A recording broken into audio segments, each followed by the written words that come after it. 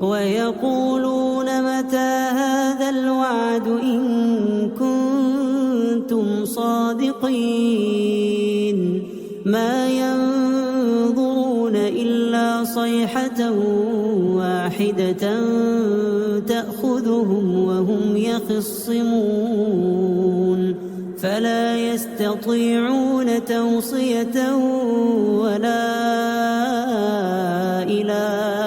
أهلهم يرجعون ونفخ في الصور